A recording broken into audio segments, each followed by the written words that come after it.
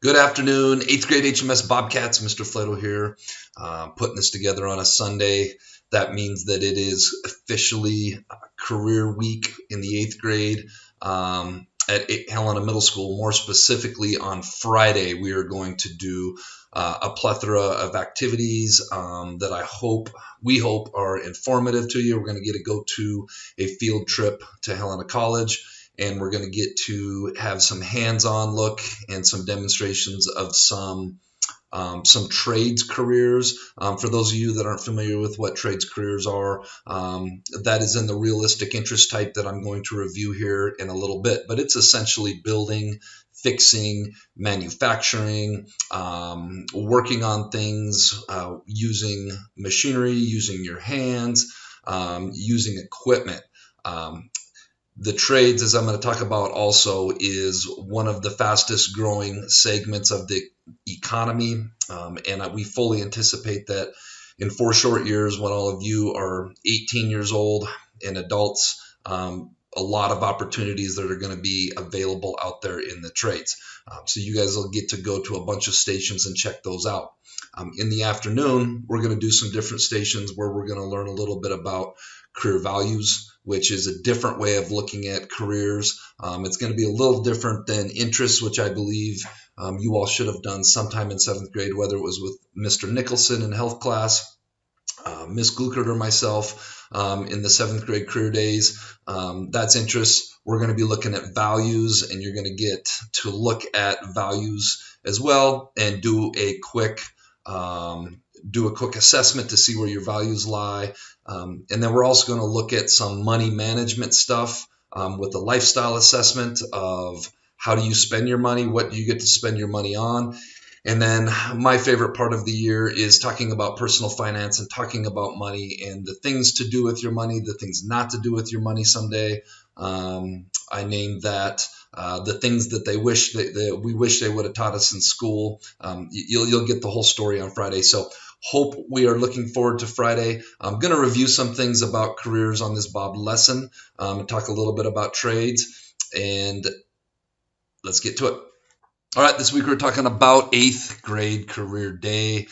And one of my favorite quotes is, "What will you bring to the table?" That's truly what the real world is going to be asking each and every one of you here in 4 short years. And trust me, it goes fast. Some of you will be getting asked that question a little bit later, whether we do a 2-year college, maybe a 4-year college, 6-year master's program, or even longer. But everybody's going to have to answer that question. What will you bring to the table? That is, what skills, knowledge, abilities do you have that commands the real world paying you for someday? But first, let's be our best at HMS. Let's be safe. Let's be responsible. Let's be respectful. Let's be a learner. So I took some snippets from a Forbes article. I'm giving credit to Forbes this. I'm not trying to plagiarize. Of talking about why people should consider the trades and trade jobs right now. So since the Great Resignation was like after the pandemic, when it really turned everything upside down in terms of how human beings work, how we earn a living, how we continue to produce. It has been challenging for the laptop class in the United States to find or hold on to their jobs, as the demand for white collar is basically defined as professional, office-based, or administrative type work. For these people to find future career paths, or anyone looking to pivot, a career in the trades could be a viable option, especially in the U.S. faces a labor shortage of carpenters, electricians, plumbers, and other skilled tradespeople. So these are jobs that there's more jobs out there and there's more work out there than there are people to fill it. And then that places higher value on these jobs. And usually higher value means that you can get paid more per hour for your time. There's about 650,000 workers missing from the construction industry, and construction backlogs are not a four-year high. I know I had to get my vehicle in a bunch of times. I'm supposed to take it in again at the end of this week. And every time I've tried to get it into the Ford dealership, it's always a month wait because there's a shortage of people that can do that work. The heavy backlog means longer wait times for customers. Just talked about that. Let's go up to the top. ZipRecruiter found that the number of applicants for construction jobs online plummeted by about 40% between 2019 and 2020 and has remained stagnant ever since. According to the U.S. Bureau of Labor Statistics, more than 40% of workers in the sector are over the age of 45. That means by the time you all come on and you guys are adults, Mid-career, all these people are going to be retiring, and then there's going to be that many more jobs available. One major catalyst for the labor shortage in this sector is the perception that in order to be successful in the United States, you must pursue a college degree. This has always been the thought process. Coming up, when I was coming up, it was like, if you want to be successful someday, you got to go to college.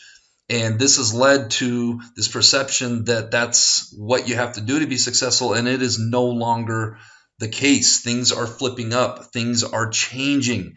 And vocational trade education, like we're going to check out at Helena College, where you can learn all these blue collar jobs, is only becoming more and more lucrative, more and more important. Some surveys that they found when they were talking to people in the trades, 95% feel secure in their job and don't perceive artificial intelligence, that's like AI, as a threat to their job security. A lot of the laptop class, a lot of white collar jobs we talked about, who knows what's going to happen coming up with AI, if AI can do those jobs and you don't have to pay AI anything. 95% are optimistic about their earning potential, where 93% feel positively about growth opportunities. 92% are hopeful about upskilling and technological advancement in their trade. So continuing to have a job, get promoted, learn new skills, etc. Finally, to finalize here, other benefits of a career in skilled trades. There's never been a better time to get into it. Post-pandemic, with a lower barrier to entry, that means you don't have to go to a 4-year college. A lot of these skills, shout out to Mr. Cheka, you kids are already learning in industrial tech. You can learn at Helena High. You can learn in high school. That costs you nothing. Even if you do go to Helena College, it costs you very little for a 2-year degree to learn a skill you can turn around and make a lot of money. Whereas a lot of times you go into college for 4 years, that's going to cost you twice, 3 times, 4 times as much money without necessarily the guarantee of getting a job someday. Flexible work schedule, faster educational track. Bottom line, people are making more money quicker than ever before, and in a lot of white-collar jobs. Getting back to some more career stuff, hopefully you all remember this Venn diagram. This takes a look at interests, which I'm going to briefly touch on again as a review. It touches on values, which is going to be a station coming up on Friday. And then finally, we talk about capacities, which is how high of a level of education or training or gaining skills and knowledge can you receive. The example I like to use is I maybe wanted to be a doctor. That fit my interests of investigation and my values of having a highly rewarding career, helping other people. But for me to go through med school was just a little touch too much. That was a little above my head, specifically probably the math and the science. Again, when we look at interests, this may look familiar. This is the Holland Interest Code with 6 different types. And basically what it says is that the correct career for you, or the career that you'll probably find most interesting, meaning the actual work that you do that aligns with your interests, is probably going to be in one of these categories or very close 1 or 2 of these categories. Again, looking at the hands-on careers, the careers that we talked about earlier with the trades, these are all realistic, which are things people have athletic or mechanical ability, prefer to work with objects, machines, tools, plants, or animals, or be outdoors, preference for working with things as opposed to ideas or people, prefer concrete problems over abstract problems. And if you look at the one on the right, it's building, it's machines, it's things, it's plants, it's animals, it's outdoors, and it's all things hands-on. Just for a quick review, if you want to go in and test yourself again, assess your interests, go to the Clever page and go to Montana Career Information System. We should have a preloaded thing here. And we can go up and go to self-surveys, and we can go to Interest Profiler Mini, and we can go through and answer the questions. And at the conclusion of it, I'm just going to skip ahead and pause this real quick. And on this, you're simply going to go in and answer the questions. Build kitchen cabinets, not really my thing. Develop a new medicine, yes, I think I'd like that. Write books or plays, ooh, I would strongly like that. So on and so forth. Go through, answer these questions based off your interest. Would you enjoy doing that or not? Not based off how much money you would make, not based on what your family or your friends would think, etc. At the conclusion of this, when we get done, it's going to go in and it's going to tell you what your top 2 interest types are.